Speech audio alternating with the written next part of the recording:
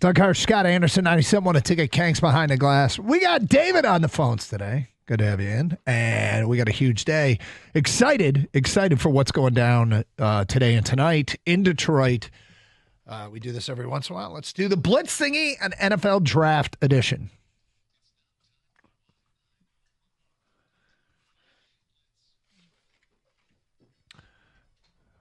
Scott Anderson, heads or tails? Heads. He calls heads. It is a tail. I will defer. Oh. All right, Gator, get ready. I hope you're ready. I know you're ready. Here we go. I'm ready. Question number 1. The new Jacksonville Jaguars GM, James Gladstone, he did not conduct one top 30 visit. This is something he took from him from his time in LA. Les Snead, known for not doing any top 30 visits. Is this brilliant or dumb? I think it's dumb. I have no idea why you would use this option here. This is just, it's so foolish. Somebody else learned under Les Snead and kind of values those in-house visits, and they've done a really nice job here in Detroit. I don't understand why, if you have a chance to engage and learn more about players in a one-on-one setting, why you wouldn't take advantage of that. Bring in the guys you want to learn more about, guys you have maybe just a question about, or maybe you just want to reaffirm exactly what you think. Don't take just hearsay from other coaches and stuff. Find out for yourself what you need to know. Don't be obtuse. I think this is stupid. Okay, since when is less work smart? This is such a critical decision.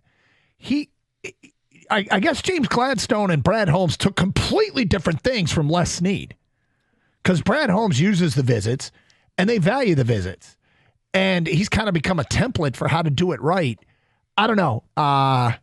If I were a Jags fan, and there's not many of them out there, but if I were a Jags fan, I'd be worried about this. I'd be worried about other things. Is he vetting his coach, Duval? I mean, what is he doing? Nothing. I mean, that's to me, it's absurd. Well, not only that, the Rams are doing visits. No, they finally did one this year. That's why I was out of the blue. They never do visits, Gator. And I got to tell you, I think my answer is it's actually brilliant for LA. Les Snead has done pretty well with his picks. Like we've said all along, you're not going to get all of them right. You won't. But the gems that he's found in the draft, and by the way, they got their team right back into the playoffs last year after everyone thought they wouldn't be, is largely due to the picks they've had. I think it's brilliant for LA. But I think it's dumb overall. I think you got to be your own man, Gladstone. I think this is one of those things where, it's like the Patriot way. Those guys were trying to take that thing to the extreme. Be your own guy. Take some of the things you learned from where you used to be, but also know that that's not going to work everywhere you go. This year, finally, LA did a top 30 visit with Jalen Milroe, but overall, they don't do top 30 visits because they don't want to tip their hand, Gator. I don't know. Quick Google search lets you know they visited with quite a few people this year. This is the 1 year then, because otherwise, Les Snead does not do top 30 visits. Well, you can teach an old dog new tricks. You just hate Sean McVay. All right, here we go. This year, Facts. The top 3 seems to be a consensus. It's probably going to be Ward, Hunter, Carter. The real draft might start at 4. What do you guys think the Patriots do at 4? Yeah, great question, because Field Yates thinks it's a given they're going to take offensive tackle Will Campbell out of LSU, going to the Patriots at 4. I'm going to predict, however, that the number 4 spot, however, is where we see our first trade. I think Las Vegas wants Ashton Genty, and there's rumors that he's going to go at 5. I think Vegas is going to move up the 2 spots and take Ashton Genty, running back, Boise State. Call it the Jahmyr Gibbs effect. You just want to call it the Jahmyr Gibbs effect. But, I think I think that would be an interesting move and something I could see the Raiders doing. However, I'm just going to go with chalk here. It's Will Campbell, the tackle from LSU. That's who the Patriots are going to select. Is it at 4 or is it at 6? I'm saying the Patriots will select Will Campbell, the offensive tackle. You got to protect your investment of Drake May. Doug, I think the Jets trade out.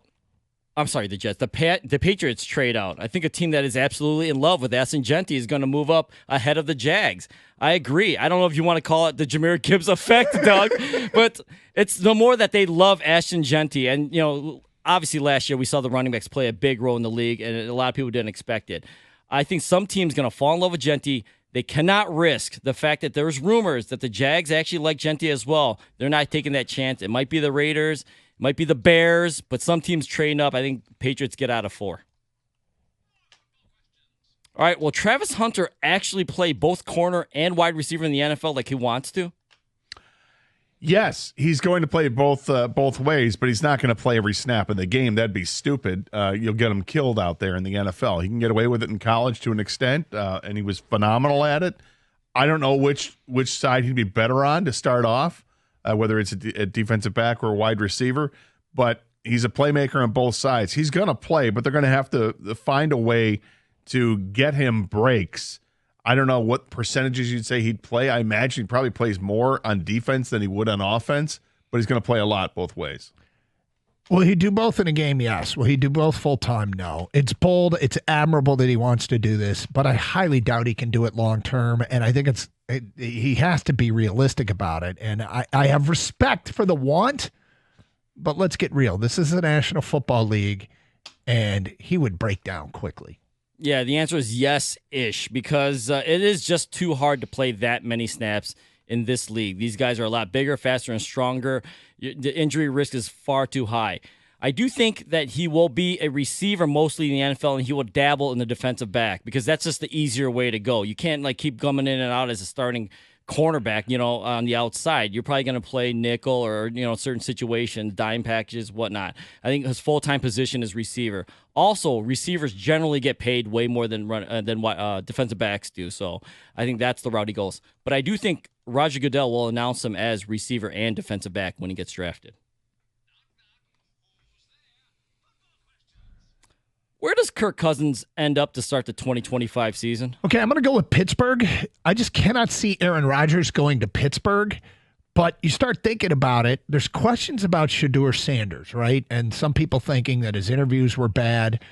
That could have him drop to the Steelers pick at 21. And you know what would be perfect? Who's a better role model of a true pro than Kirk Cousins? Cousins for a year mentoring Shedeur seems like a great work hierarchy and short and long-term plan. It's a true pro and his apprentice. I think they get Kirk Cousins and they draft Shedeur Sanders. I think it's interesting because you mentioned Aaron Rodgers, and I'm sure he does play a role in where Kirk Cousins is going to go because I don't think Aaron Rodgers is going to play this year. I think what Aaron Rodgers did and what he said, I don't think any team wants to touch him with a 10-foot pole anymore. I think they're done with him because he doesn't know if he even wants to play football. And why would you want that guy leading your team? I think Kirk Cousins is going to end up back with his old fire pit over by Lake Minnetonka and hang out with the Minnesota Vikings again. Wow. I think that there's going to be a game of chicken between the Vikings and the Falcons. Who's going to blink first in terms of what they're going to have to give up to make this happen? Or is Atlanta just going to release them and take this unbelievable cap hit? Probably not, but they're going to have to eat a ton of money in order to facilitate a trade for a guy they paid way too much money for and then just decided we're going to move on to somebody else. He's got familiarity with that offense and the team, and everybody loves him. I think he goes right back to Minnesota and takes that thing over for another year before J.J. McCarthy's ready to.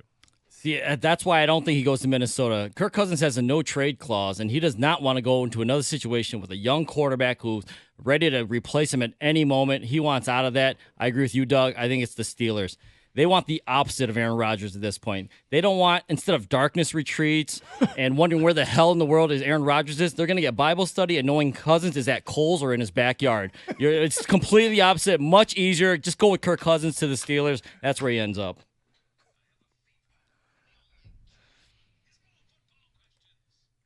All right, guys, we all love the NFL draft. But how much do you love the NFL draft? Would you actually pay for the NFL draft to watch it like pay-per-view?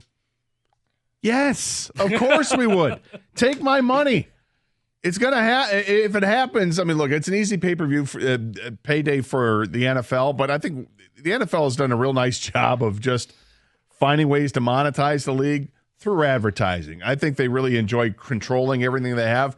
But of course, if it were pay-per-view, I would 100% pay for it. How much would I go? If you started at $50, I'm not blinking. If you go up to $100, I'm probably still paying it. So somewhere in that range. I'm mad that you even asked this question because nobody wants to ever pay for something that they're already pay more for something that they're paying for right now through cable or whatever, although it is available over the air first round. So I don't know, man. I'd pay $100, I guess. But if they start doing stuff like this, jailbreak? No. Wow, we finally got him to break There bad. it is, the This NFL is the draft. breaking bad moment for Doug. You know, listen, if we had to pinpoint what would be the event that Doug would say jailbreak, it would be the NFL draft, wouldn't it? This is the origin of Doug's story. That or the women's Big Ten volleyball championship. Wow. So would I pay for the NFL draft? Unfortunately, I probably would. Let's just be honest, people. In a past life, when I had a different job, I would actually sit in my car and listen to the NFL draft when it was just 2 days. So I was working weekends. I was going around. I had managed a bunch of cell phone stores, but I would sit in the parking lot and just listen to the draft. I love the draft, man. 2 days, I would just sit there on a Saturday all day, Sunday all day. Hell yeah, I'm going to pay for it on HD 4K, 5K, 7K TV or whatever it is. I'm paying for it. But fortunately, guys, I don't think the NFL will make us pay for it. I think this is too much free hype for them to get ready for the season. It's like the Super Bowl. I think those two remain untouched, but everything in between, they'll charge as much as they can for. All right, guys, give me a bold-ass draft prediction for night one. All right, so look, we talk about Brad's buckets, and I'm going to make a Lions-specific one. And I think he is beholden to the buckets. And the more I've studied this player, I think there's a player that's in their top bucket, a player that goes, if he's expected to go in the teens, and if the Lions see a path to move up to get him, I think they try.